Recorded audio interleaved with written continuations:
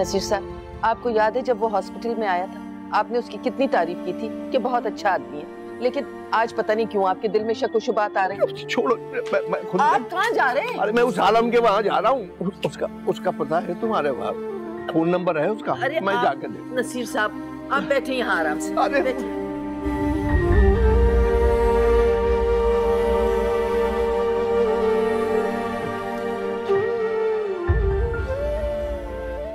वो बेटी है, मेरी बेटी है मरियम। गुस्सा ना करें, बैठिए, आ जाएगी, बैठिए। तुम समझते नहीं हो जो मुझे ख्यालात आ रहे हैं तो अच्छा बहुत।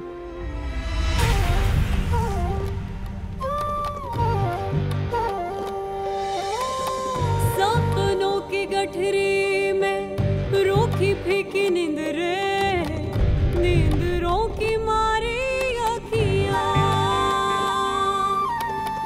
दोनों मिलके सोई नहीं, मार मुझे देना कहीं तेरी सच्ची धोखेबाजियां। तूने जो कुछ किया तुझको सब है पता, देख खुदा क्या करता।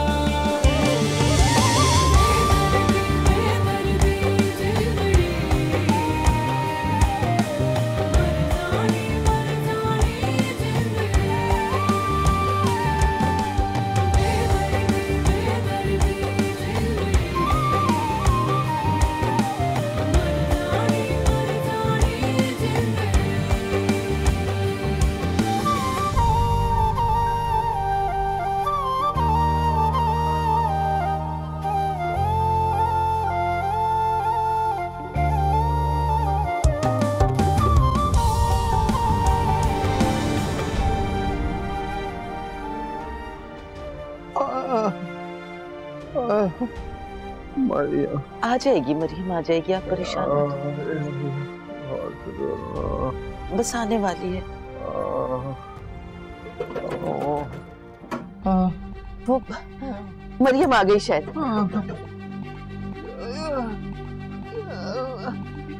एक मिनट, एक मिनट। मरियम क्या हुआ? अम्मी दरवाजा बंद कर दे जल्दी। क्या हुआ है? क्या हुआ है? बता मरियम, क्या हुआ है? अरे बता, मेरा दिल फटा। अम्मी वो सर आलम के घर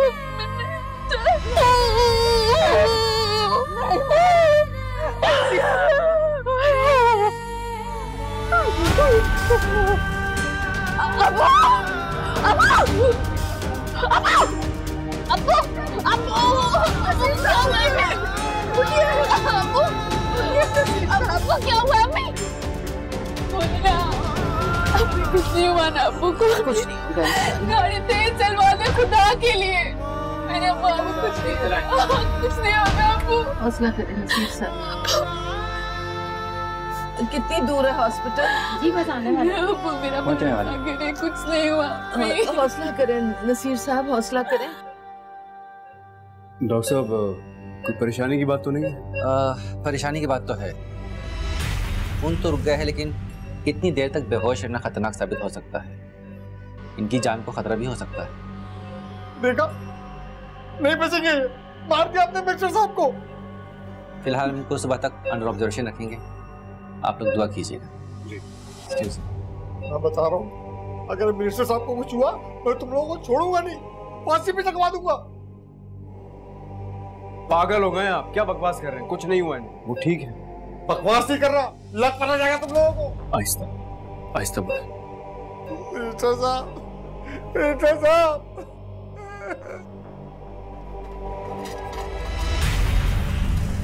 जल्दी करो, जल्दी करो, बैग में लेके जाना, ईआर में, जल्दी जल्दी।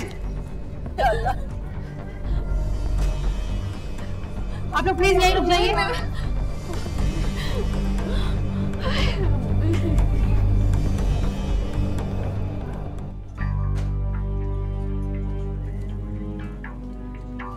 पेशेंट की ड्रेसिंग अच्छी तरह से कर दीजिएगा ताकि इन्फेक्शन वगैरह ना हो, ठीक है? तबीयत कैसी है? डॉक्टर साहब तो कह रहे हैं कि अब खतरे से बाहर हैं, होश में आ जाएंगे थोड़ी देर।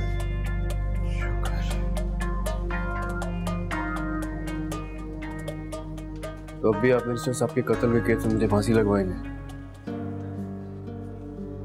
देखें, माफ कीजिएगा आलम साहब, लेकिन आप लोगों ने कसर कोई नहीं छोड़ी थी। और सच्ची बात तो ये है कि मैं भी बहुत डर गया था। अगर खुदा न खास्ता मिनिस्टर साहब को कुछ हो जाता तो आप लोगों के साथ मैं ही फंसता ना। क्यों? क्योंकि मैं ही तो लेके आया था आपके पास उनको। इसलिए खुद को बचाने के लिए आप हमें फंसा रहे थे। शर्मिंदा हूँ, माफी मांग रहा हूँ, और क्या करूँ भाई? नहीं, कोई बात नहीं। अब हमारा आपसे इतना पुराना ताल्लुक है, कुछ भी कहने से पहले वो सोच लिया कर।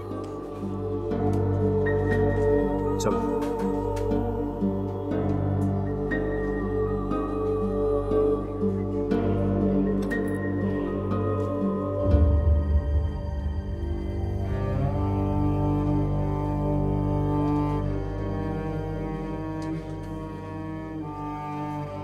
आई एम सॉरी, हम उन्हें नहीं बचा सके।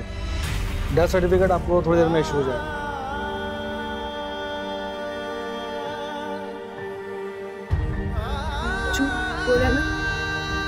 झूठ बोला ना इसने, झूठ बोला अम्मी, झूठ बोला ना। मेरे अब्बू को कुछ नहीं हुआ अम्मी, मेरे अब्बू को कुछ नहीं हुआ अम्मी, मेरे अब्बू को कुछ नहीं हुआ। वो नहीं गए ना अम्मी, अम्मी ऐसे कैसे हो सकता है? अम्मी मुझे अम्मा के पास ले जाए। झूठ बोला था, झूठ बोला था ना, नहीं झूठ बोला था मेरे अब्बू।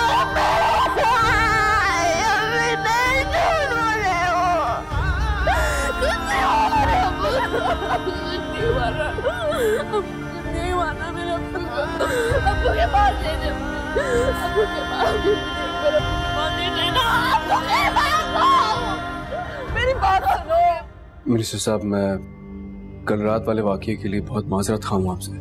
ये तो अल्लाह ने करम कर दिया, और तुमने तो हमारी जान लेने में कोई कसर नहीं छोड़ी थी। मैंने क्या किया? मुझसे सवाल पूछ रहे हो तुम? ये जब लड़की राजी नहीं थी तो तुमने बताया क्यों नहीं हमें? अरे आप शायद भूल रहे हैं, मैंने आपको बताया था कि वो शरीफ घराने की लड़की है, जरा देख के जाइएगा। लेकिन ये तो नहीं बताया था कि इतनी शरीफ है कि मेरी जान लेने से भी गुरेज नहीं करेगी। देखो, जब तक मैं उस लड़की से चोट का बदला नहीं लूं, तब तक तुम जहन नशीन कर लो कि तुम्हें हाईवे का टेंडर कभी नहीं मिलेगा।